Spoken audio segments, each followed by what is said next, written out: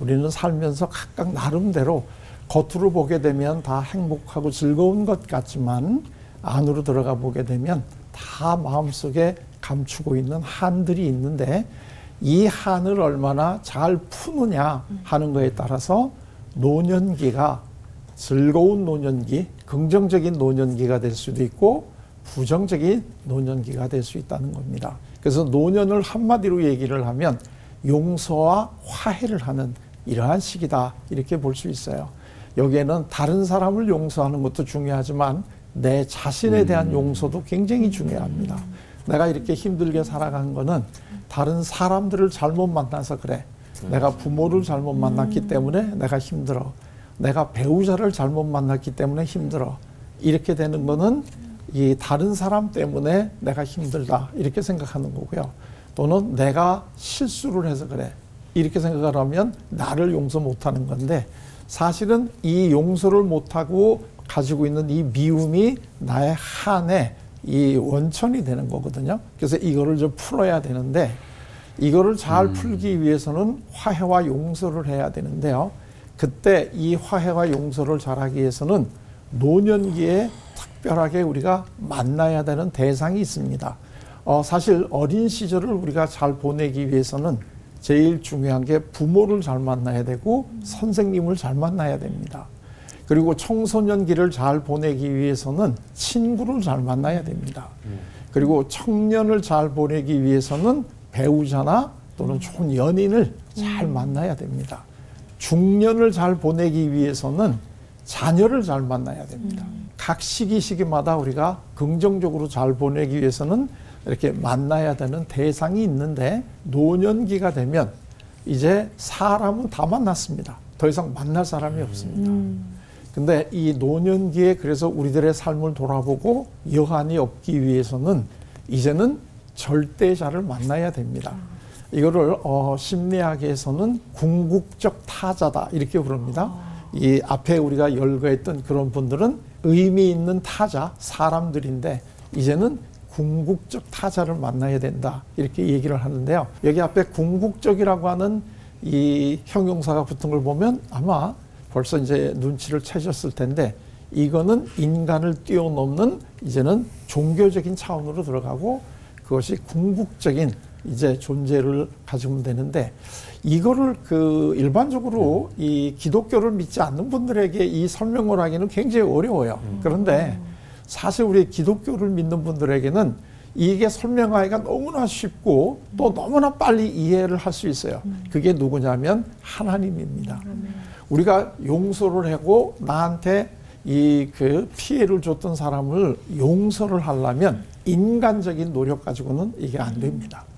이거는 하나님을 만나야 되는데 이 하나님을 만나야 비로소 우리가 가지고 있는 마음속에 한이 풀리고 이제 여한이 없는 이러한 즐거운 삶을 살아갈 수가 있습니다. 그 복음서 요한복음에 보면 이게 아주 예수님이 간단하게 설명을 해 주셨는데요.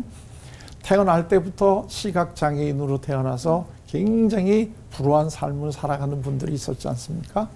그러니까 그 제자들이 지나가다가 예수님에게 한번 여쭤봅니다.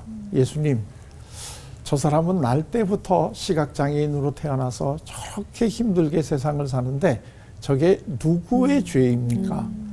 저게 지 아비의 죄입니까? 아니면 본인의 죄입니까? 이게 보통 우리가 세상을 살아갈 때 우리들이 당한 여러 가지 시련에 대해서 그 원인을 찾을 때 찾는 방식입니다.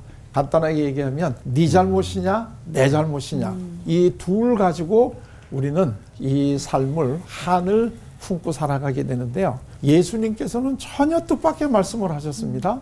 그거는 그 사람의 죄도 아니고 그 아비의 죄도 아니다. 그거는 하나님께서 뜻이 있으시기 때문에 저 사람을 태어날 때부터 시각장애인으로 태어나게 한 거다 하고 전혀 차원이 다른 이런 설명을 우리에게 해 주셨는데 사실 오늘날 심리학에 나오는 여러 가지 많은 그 결과들은 성경에 이미 다 나와 있습니다. 제가 조금 전에 얘기한 걸 심리학적인 설명이었는데 거기에서 이 절대자를 만나야 된다라고 하는 게 지금 예수님이 아주 간단하게 말씀을 해 주신 거죠. 그거는 그 아비의 죄도 아니고 그 사람의 죄도 아니고 그거는 하나님께서 뜻이 있었다.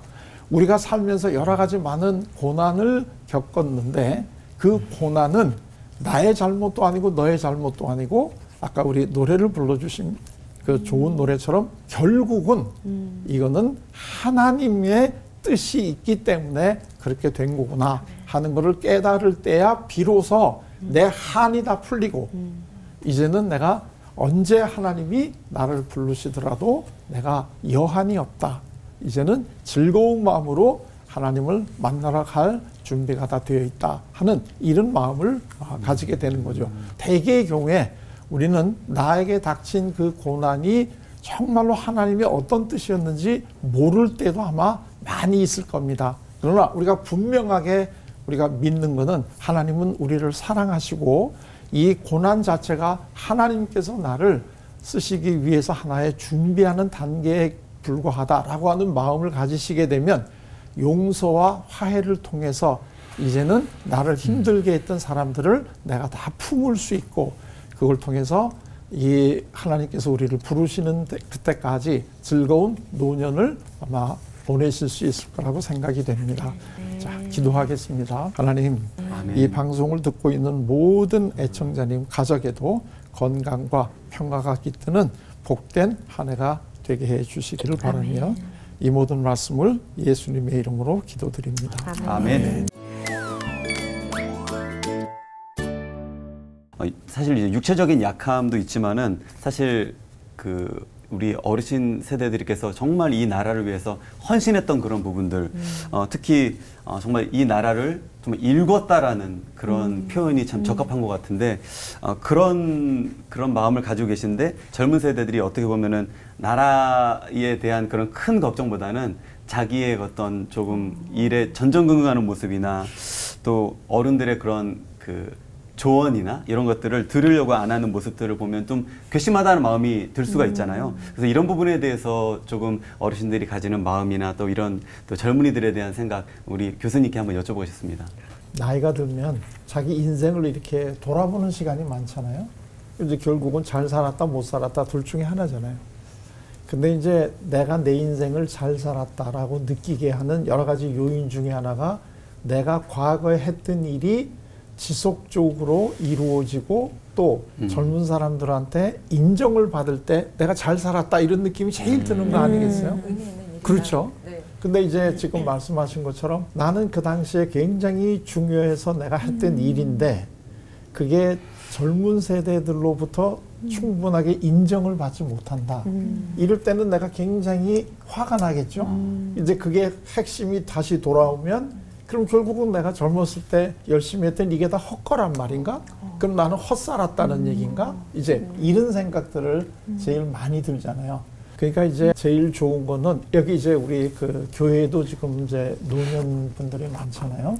그리고 사실은 노년층이 제일 많은 데가 교회인데 그 교회가 우리 노년들에게 해줘야 될 제일 중요한 것들은 일단 젊었을 때 하셨던 일이 굉장히 훌륭하고 잘 살았다는 거에 대해 인정부터 들어가야 돼요. 그걸 인정을 해 주셔야 이분들이 마음의 여유가 생기면 아 그때 내가 이런 것들은 좀 이렇게 했었으면 더 좋았을 뻔했다라고 본인이 약간 그 뉘우친다거나 이런 게 나오는데 당신들이 한 게 그게 뭐가 그렇게 중요하다고 계속 그러시느냐 이렇게 얘기를 하면 내가 헛살았다는 생각이 들고 자기를 방어해야 되잖아요. 그럼 이제 요새 젊은 것들이 도대체가 버릇도 없고 이게 이렇게 나간단 말이죠. 그러니까 모든 것들이 다 마찬가지인데 인정을 해주기 시작을 해야 된단 말이죠. 아까 우리 목사님도 말씀하셨지만 나이가 들면 당연히 아프죠. 근데 그렇게 얘기하면 그분은 막 위로받기보다는 좀 속으로 화가 났을 것 같아요. 근데 이제 그 사실은 아까도 제가 잠깐 말씀을 드렸는데 우리가 노년이 되면 노년을 부정적으로 생각하는 거는 우리 삶을 몸이라고 하는 한 면만 봐서 그래요. 몸. 우리 몸이라는 건 당연히 청년 이후에는 이거는 쇠퇴가기 마련이니까 부정적으로 본단 말이죠. 그러나 나이가 들어가면서 좋아지는 것도 많아요. 혹시 나이가 드시면서 좋아지는 거 없으세요? 우리 아나운서님은? 조금 여유가 생긴 것 같아요. 그럼요. 저는 나이가 들면서 좋아진 거 참 많아요. 더더군다나 사람들하고의 관계가 아주 편해지고 특히 여성들하고 관계가 아주 편해졌어요. 저는 아들만 삼형제로 컸기 때문에 이 여성들하고 관계 맺는 게 젊었을 때는 참 이게 좀 힘들었어요. 다가가기도 못하고 또 안 다가가지도 못하고 그랬는데 이게 나이가 들고 나니까 이제는 그게 참 편해졌어요. 그러니까 이런 것도 굉장히 알고 보면 좋아진 거잖아요. 그리고 또 하나가 노년이 돼서 참 좋아지는 게 지혜스러워져요. 젊었을 때는 못 가졌던 거. 그러니까 심리적인 측면으로 보면 훨씬 좋아지는 게 많고 아주 더 좋아지는 측면이 영적인 측면이에요. 영적인 측면은 사실은 젊은 사람들은 그 영적으로 깊게 하나님을 만난다. 이거 사실 그렇게 쉽진 않아요. 불가능한 건 아닌데. 그러나 나이가 들은 사람들은 훨씬 더 쉽게 하나님과 깊은 관계를 맺을 수 있는 영성이 아주 발달이 돼요. 그러니까 그런 면으로 보면 사실 노년이 된다는 거는 몸이 쇠약해지는 거를 담보로 내가 영성이 깊어지는 걸 얻을 수 있는 거거든요. 그러니까 사실 노년기가 나쁜 것만 있는 건 아니에요. 근데 우리는 자꾸 몸을 중심으로 생각을 하니까 노년은 나쁜 거다 이렇게 생각을 하는데 본인 스스로도 그렇게 생각을 하시게 되면 젊은 사람들을 볼 때 아우 쟤네들은 몸으로 하는 거는 굉장히 잘할 나이구나. 그리고 그래서 뭐 힘든 거는 다 시키면 돼요. 그걸. 그러나 정말 영적인 지도한다든가 이런 거는 내가 할 수 있는 거고 이런 식으로 나빠지는 거 부정적인 것도 있고 긍정적인 것도 있고 이렇게 복합적으로 우리 인생을 좀 생각을 해보게 되면 사실은 나이 든다는 게 그렇게 나쁜 건 아니에요. 교수님 그럼 아까 같이 그런 권사님께서 아프시다 그러면 팩트를 어쨌든 말씀하셨는데 그러면 상처받으시니까 젊을 때 너무 열심히 사셔갖고 그래서 그냥 이렇게 몸이 아프신 것 같아요. 이러시면 그럼 훨씬 낫죠. 그리고 그렇게 열심히 인정을 해드린 사셨기 거니까. 때문에 우리 같이 젊은 사람들이 좀 더 편하게 살아서 고마워요. 이렇게 얘기하면 너무 좋았겠죠.